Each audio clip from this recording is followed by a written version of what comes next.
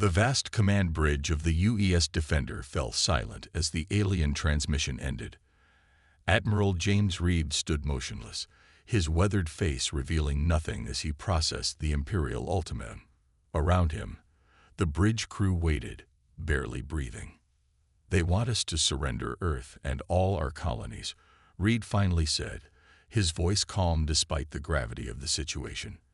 "They're giving us 48 hours to comply." Commander Wilson, Reed's executive officer, stepped forward. "Sir, their fleet outnumbers ours 10 to 1. Their technology appears centuries beyond what we have." Reed nodded slowly. His eyes moved to the main display where the Imperial Armada hung like jewels against the blackness of space, hundreds of ships in perfect formation at the edge of the solar system. The aliens called themselves the Galactic Imperium, a civilization spanning thousands of worlds across 3 spiral arms of the galaxy. "Open a channel," Reed ordered. "I want to speak to their commander directly." Moments later, the intimidating figure of Imperial High Commander Drek appeared on screen. The alien's 4 eyes blinked independently on a face covered with iridescent scales. Behind him, other aliens worked at control stations that seemed to be made of living crystal. "Have you made your decision, human?" Drek asked, his translator converting the clicks and whistles of his native language. "Will your species serve the Imperium, or will you force us to demonstrate our power?" Reed stepped forward. "I have a counteroffer, Commander.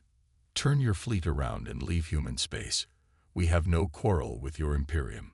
The alien made a sound that might have been laughter. Bold words from a primitive species. "Your civilization has barely left its home system. The Imperium was conquering worlds when your ancestors were still using stone tools." "That may be true," Reed acknowledged. "But there's something you should understand about humans. We've spent most of our history fighting each other. War is in our blood, even though we've worked hard to overcome it. Is this supposed to frighten us?" Drek's voice dripped with contempt.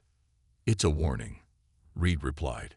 "Humanity united and found peace 3 centuries ago. We turned our warlike nature toward exploration and building. But we haven't forgotten how to fight." Reed leaned closer to the screen. "If you force this war upon us, we will awaken something terrible.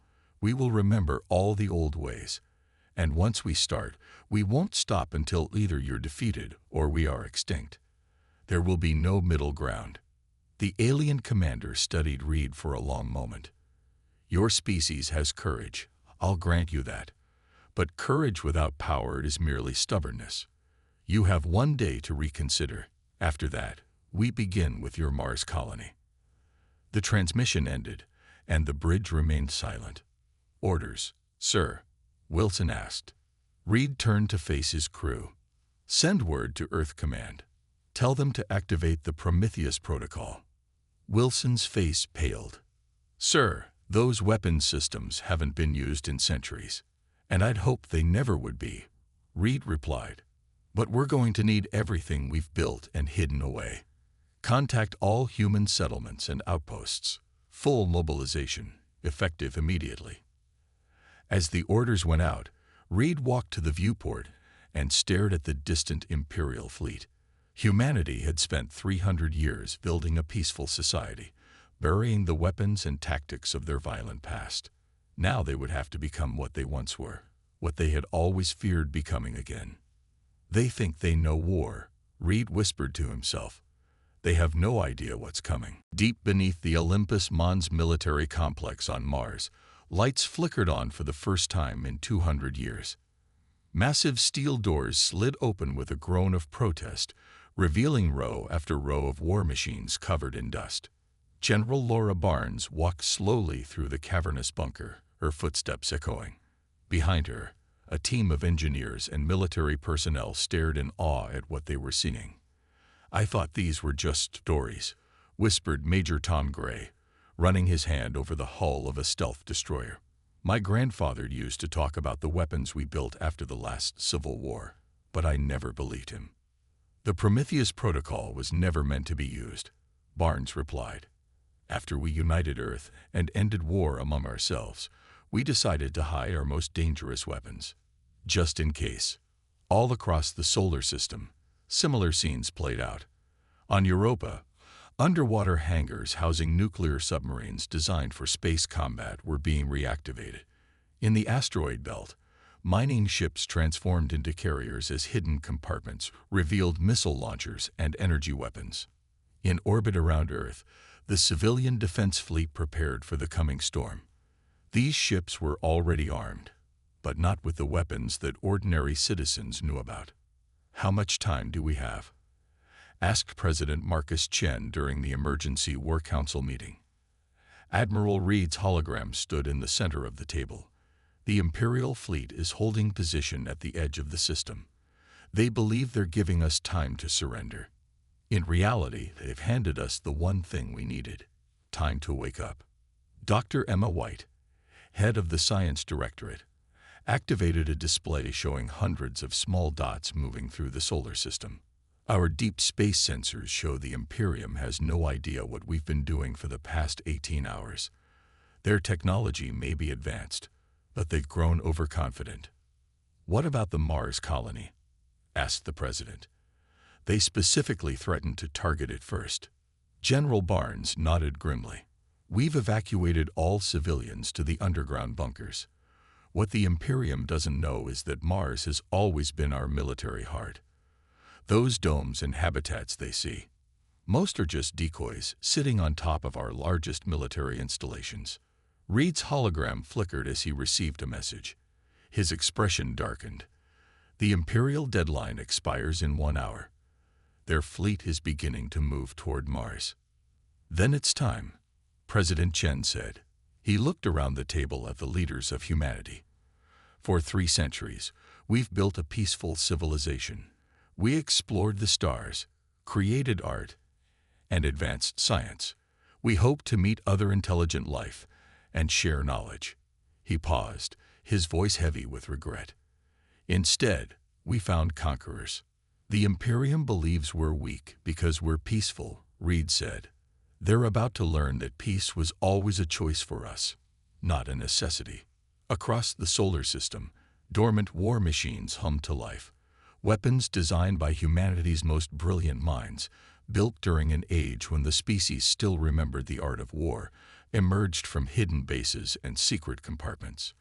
Civilian ships transformed into battle cruisers. Mining lasers became weapons capable of cutting through Imperial armor. On Earth, millions watched their screens as President Chen addressed the united human worlds. "Today, we are forced to remember what we worked so hard to forget," he said. "The Imperium believes they are bringing war to a species that has never known it. They are wrong. We are not starting a war today. We are ending one that they foolishly began." In the darkness of space, the Imperial fleet moved forward, unaware that they were being watched by thousands of hidden sensors, tracked by weapon systems they couldn't detect, and analyzed by battle computers calculating their every weakness. The sleeping giant was awake, and it was angry. High Commander Drek stood on the bridge of the Imperial flagship Eternal Glory, watching with satisfaction as his fleet approached the Red Planet. The humans called it Mars, a primitive outpost that would serve as the perfect demonstration of Imperial power. "Begin targeting sequence," Drek ordered. "Focus on their largest habitat dome first." "Yes, Commander," his weapons officer replied. "Targeting systems locked. Awaiting your command to fire." Drek allowed himself a moment of pride. This conquest would earn him favor with the Emperor. These humans, despite their bold words, were like all primitive species, doomed to serve the Imperium or perish.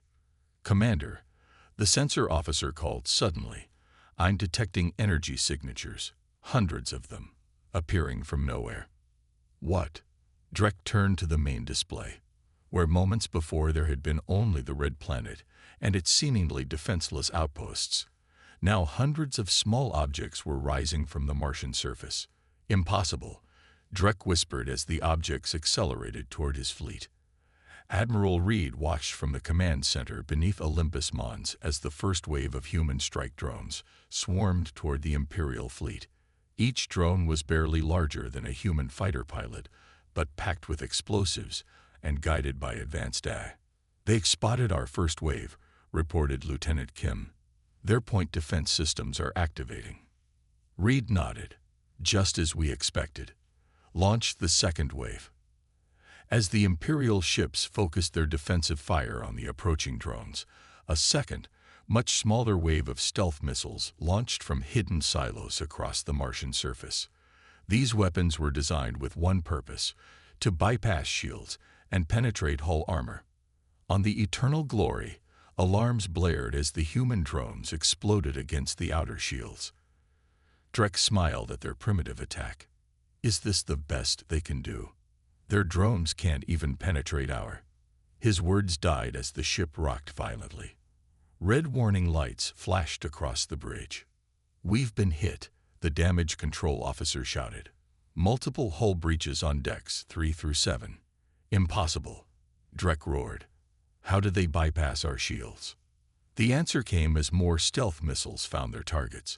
Throughout the Imperial fleet, ships began to report damage from weapons they couldn't detect until impact. "Imperial vessels are breaking formation," Lieutenant Kim reported to Reed. "Their defensive strategy is falling apart." Reed nodded. "They expected a primitive defense. They have no idea what they're dealing with." He turned to General Barnes. "Launch the main attack force." Across the asteroid belt, what had appeared to be ordinary mining stations now revealed their true nature. Massive hangar doors opened, releasing waves of human battleships that had been hidden for decades. These weren't the peacetime patrol vessels the Imperium had observed. These were true warships designed for one purpose. On the Eternal Glory, Drek struggled to regain control of the situation as more warnings flooded in. Multiple human vessels approaching from the asteroid belt. "They're launching fighters." "How many?" Drek demanded. "Hundreds. No, thousands," the officer replied in disbelief. "Sir, these aren't the same class of ships we observed earlier. These are military vessels." Drek stared at the tactical display as the human fleet closed in from multiple directions. His own ships, damaged by the initial missile strikes, were struggling to form a defensive line. "Sir," his communications officer called, "we're receiving a transmission from the humans." Admiral Reed's face appeared on the main screen, his expression calm and determined. "This is your final warning, Commander Drek. Withdraw your forces immediately or face complete destruction." Drek snarled in defiance. "The Imperium does not retreat from primitives." Reed's expression didn't change. "Then you will be the first Imperial commander to learn what happens when you corner humans." The transmission ended. Seconds later, the human fleet opened fire with weapons that burned through Imperial shields like paper. The Eternal Glory shuddered as multiple hits struck its command tower. As his bridge filled with smoke and the screams of wounded officers, Drek finally understood the truth. These weren't primitives playing at war. These were warriors who had been waiting for someone foolish enough to attack them. The Imperial War Council chamber fell silent as the holographic display showed the devastation at Mars. 3 days had passed since the first battle, and the news had finally reached the Imperial homeworld of Zenith Prime. Grand Emperor Vorax stood from his crystal throne, his 6 eyes blinking in sequence, a sign of extreme agitation among his species. "Explain this," he demanded, pointing a clawed finger at the display showing the wreckage of 57 Imperial warships floating in Mars orbit. Supreme General Krell stepped forward, his scales dulled with stress. "Your Excellency, our intelligence on the humans was flawed." Flawed. The Emperor's voice was dangerously quiet. "An Imperial battle fleet lies in ruins, and you call this a flaw?" "The humans concealed their true military capabilities," Krell explained. "What we believed were primitive defense platforms were decoys. Their actual weapon systems were hidden beneath the surface of their planets and moons, inside asteroids, even disguised as civilian infrastructure." Imperial Intelligence Director Mox activated a new display showing captured human battle footage. Most concerning is their approach to warfare. They don't follow any recognized doctrine. The Council watched as human ships performed maneuvers that defied conventional tactics, splitting formations only to reform at impossible angles, using smaller vessels as bait to draw Imperial ships into ambushes, deploying weapons that seemed specifically designed to target Imperial weaknesses. How could they know so much about our defenses? Demanded War Minister Thex. We've never encountered this species before. Director Mox's expression darkened. Because they've been studying us for decades. While we dismissed them as primitives confined to a single star system, they were sending stealth probes throughout our territory. They'd been preparing for this possibility since they first detected our civilization. The Emperor returned to his throne. What of Commander Drek? Captured, Krell reported reluctantly, along with 3,000 Imperial soldiers. The humans have transmitted this message. A new hologram appeared, a human female in a formal uniform standing before a row of captured Imperial officers, including Drek. I am President Chen of the United Human Systems, she began. Your soldiers are being treated according to our laws of war. They receive medical care, adequate food, and humane quarters. We are prepared to return them in exchange for a complete Imperial withdrawal from human space. The Emperor hissed. They dare to dictate terms to the Imperium. There's more, Mox said grimly. The human continued. We have analyzed your technology, your tactics, and your history. The Imperium has conquered hundreds of peaceful species who couldn't defend themselves. You've never faced an adversary who evolved through constant conflict. President Chen's expression hardened. Humans spent thousands of years fighting each other before we found peace. War is written into our DNA. For centuries, we've worked to channel our aggressive instincts into exploration and creation. But we never forgot how to fight. She gestured to the Imperial prisoners. This was merely our opening response. If the Imperium continues this war, we will not limit ourselves to defensive actions. Consider this carefully. You attacked us because you thought us weak. What will we do to you now that you've proven yourselves a threat? A hologram ended, leaving the council chamber in stunned silence. They're bluffing, War Minister Thex finally said. No single system species could threaten the Imperium. Intelligence Director Mox shook his head. Our preliminary analysis suggests they're not bluffing. Our models indicate the humans have been preparing for interstellar war for at least 2 centuries. Their ships are advancing beyond Mars now, moving toward our nearest colonies. The Emperor's inner eyelids closed briefly, a sign of deep thought among his kind. So we underestimated these humans. The Imperium has faced setbacks before. Prepare our reserve fleets. General Krell bowed but couldn't hide his concern. As you command, Excellency. But I must warn you, the humans don't fight like any species we've encountered. They fight like predators. The Emperor's eyes narrowed. Then we will remind them what it means to challenge the masters of the galaxy. As the council departed, none noticed the tiny maintenance drone in the corner of the room, its Imperial markings perfect in every detail except one.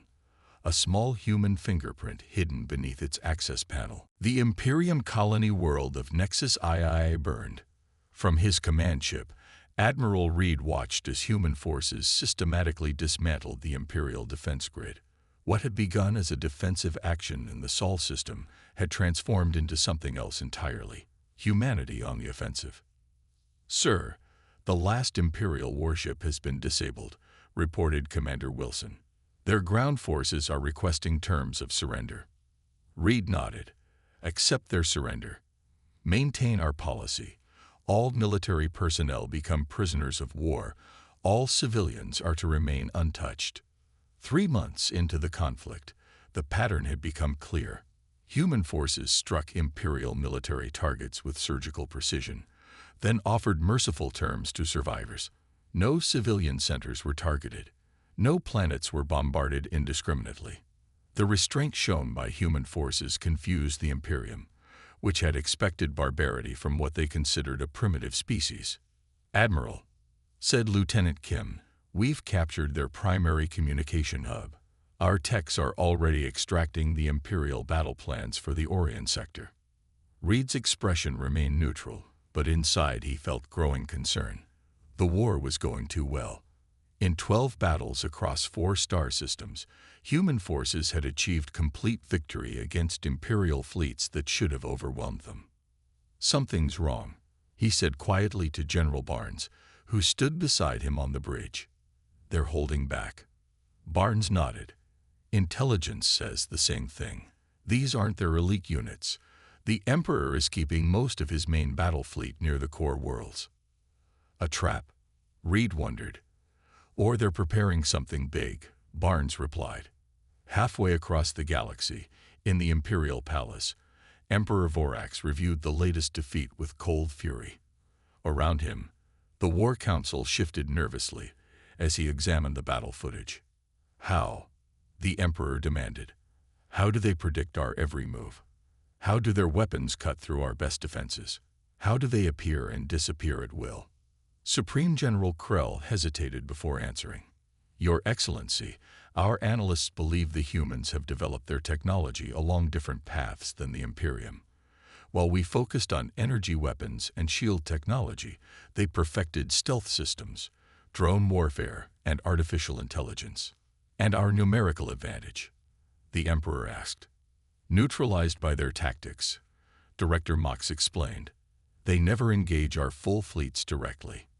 They strike at weak points, disable command ships, and use our own formations against us." War Minister Thex stepped forward, her scales flushed with the blue color of determination. "Your Excellency, there is another factor. The psychological impact on our forces." "Explain," commanded the Emperor. "The humans fight differently than any species we've encountered," Thex said. "Our soldiers report that human troops continue fighting despite injuries that would incapacitate our warriors. They operate in complete silence. They show no fear. They're just flesh and blood," the Emperor hissed. "Yes, but flesh and blood shaped by a different evolutionary path," Thex replied. "Their homeworld has higher gravity than most Imperial worlds. Their atmosphere contains more oxygen.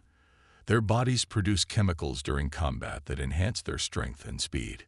Intelligence Director Mox added, "And they've augmented these natural advantages. Our analysis of captured human soldiers reveals neural implants, artificial muscle fibers, and combat drugs that further enhance their capabilities." The Emperor's inner eyelids blinked rapidly. "So they are not just primitives with clever machines.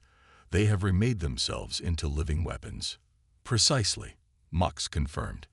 "And there's something else. We've intercepted transmissions suggesting this isn't even their full military capacity. They refer to something called Phase 2 that has not yet been implemented." A heavy silence fell over the council chamber. Finally, the Emperor rose from his throne. "Enough," he declared. "If these humans believe they can challenge the Imperium with their surprise attacks and specialized weapons, they are mistaken. It is time to show them the true meaning of Imperial power." He turned to Supreme General Krell. "Prepare the World Breaker fleet. If the humans want escalation, we will give them annihilation." As the council bowed in acknowledgement, a small notification appeared in a secure human intelligence network. "Priority ALPJ. Planet Killer Authorization DTT."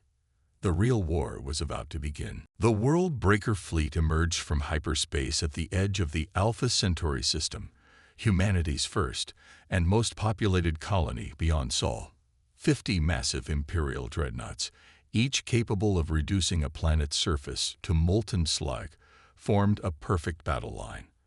At their center floated the Emperor's personal command ship, the inevitable Doom, twice the size of any other vessel in the formation. On Earth, the War Council watched through quantum-linked sensors as the Imperial Armada prepared to deliver a devastating message. "Defy the Imperium, and your worlds burn." "They're targeting the main settlement on Alpha Centauri Prime," reported General Barnes, her voice tight with controlled fury. 8 million civilians. President Chen looked around the table at humanity's leaders. "Options." Admiral Reed spoke first. Our nearest battle group is 3 days away at maximum speed. We can't intercept them in time.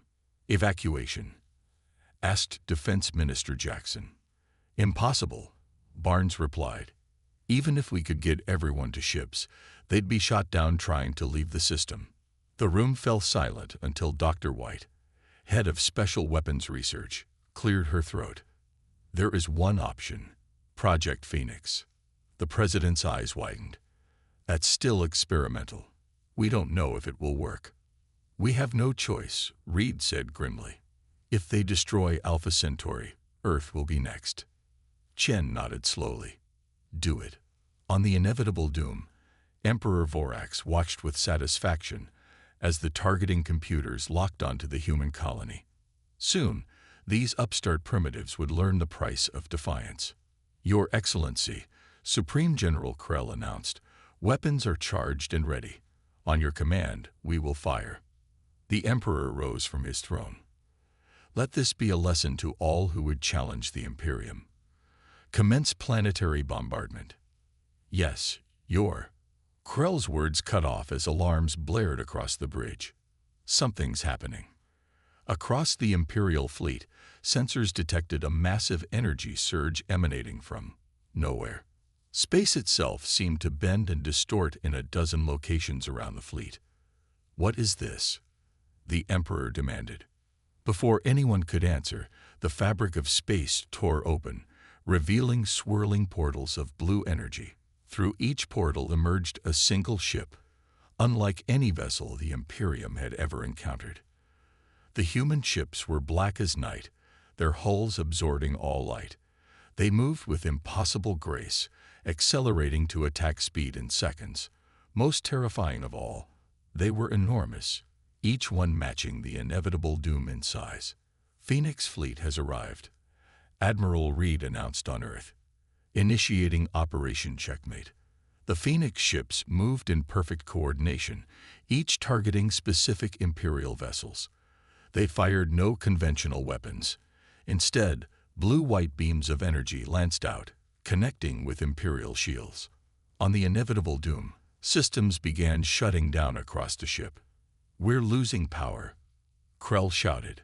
Weapons, engines, life support, everything is being drained. The Emperor watched in horror as his mighty fleet hung helpless in space, their energy being siphoned away by the mysterious human vessels. On the main view screen, a transmission appeared.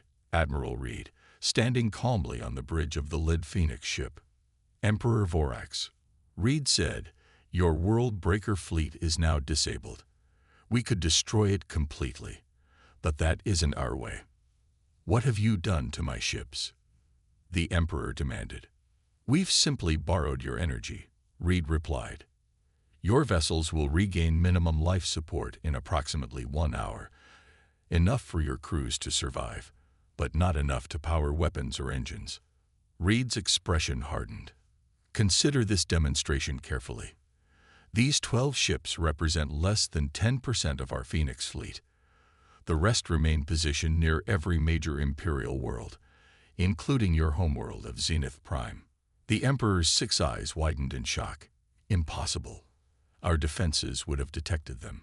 Your defenses were designed to detect ships using Imperial technology, Reed explained. The Phoenix fleet uses principles your scientists haven't discovered yet. They've been in position for weeks, waiting for this moment. Reed leaned forward. Here are our terms. Immediate cessation of hostilities, recognition of human space as sovereign territory, and a non-aggression pact between our civilizations. You have 1 hour to decide before we demonstrate what else these ships can do. As the transmission ended, the Emperor of 1,000 worlds faced the unthinkable. Surrender to a species he had dismissed as primitives just months ago. Your orders, Excellency, Krell asked quietly. The Emperor stared at the black ships surrounding his fleet. Open a channel. We will negotiate. The Grand Hall of Harmony on neutral planet Proxima IV buzzed with tension. On one side sat the Imperial delegation, their iridescent scales reflecting the light from the crystal chandeliers above. On the other side, the human representatives waited calmly, their faces showing nothing. Emperor Vorax entered with his honor guard, his ceremonial robes trailing behind him. President Chen walked in from the opposite door, accompanied only by Admiral Reed and General Barnes. The contrast was striking, imperial pomp against human simplicity. The peace summit between the Galactic Imperium and the United Human Systems will now begin, announced the Proximan mediator. Emperor Vorax spoke first. 6 months ago, the Imperium believed humans to be a minor species confined to a single star system. We were wrong. He paused, the admission clearly painful. The conflict that followed has cost thousands of Imperial lives and billions in resources. President Chen nodded. We regret the loss of life on both sides. A war that never needed to happen. Yet you were prepared for it. The Emperor noted. Your Phoenix fleet, your hidden military installations, your intelligence networks within our territory, all existed before our first contact. We hoped for peace but prepared for war, Reed explained. Human history taught us this lesson many times. The Emperor's inner eyelids blinked slowly. What I still do not understand is your restraint. When you disabled our world breaker fleet, you could have destroyed the Imperium. Why didn't you?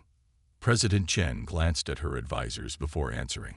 Because destruction is easy, building something lasting is harder. She leaned forward.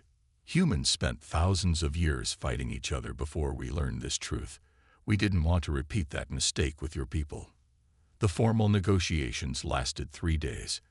Imperial analysts had expected harsh terms from the victorious humans, demands for territory, technology, and tributes.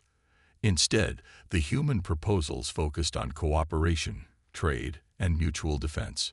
On the final day, the treaty was ready. The Emperor read through the document one last time, looking for hidden traps or subtle advantages for the humans. He found none. Before I sign, he said to President Chen, I must know one thing. What would you have done if we had refused to negotiate? If we had continued the war? Chen's expression remained neutral, but her eyes hardened. We developed the Phoenix technology as a defensive measure, a way to disable ships without destroying them. But that was not our only option. Admiral Reed stepped forward. Your Excellency, what you saw was Phase 1 of our defensive strategy. Phase 2 would have been different. Different how? The Emperor pressed. General Barnes activated a small holographic projector. It showed a simulation of a device no larger than a human hand. This is what we call a gravity bomb. It creates a localized disruption in space-time that collapses in on itself. The simulation showed the device activating near an Imperial world.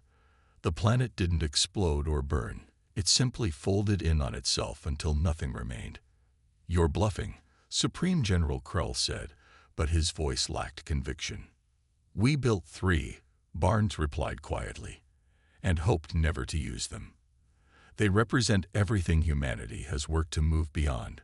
Weapons that destroy completely, without possibility of recovery. The Emperor stared at the simulation for a long moment before deactivating it. Then it seems we have much to learn from each other. You have the power to destroy but choose restraint.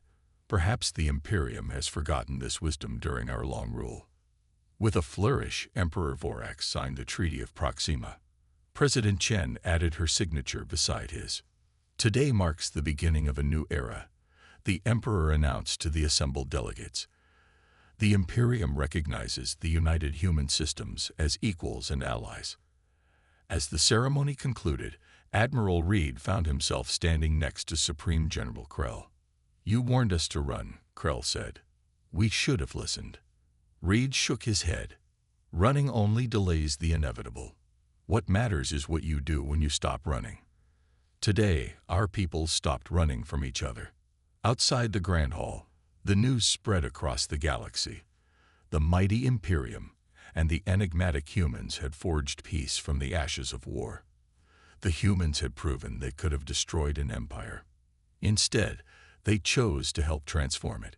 2 predator species had recognized something in each other, not just the capacity for violence, but the wisdom to choose a better path.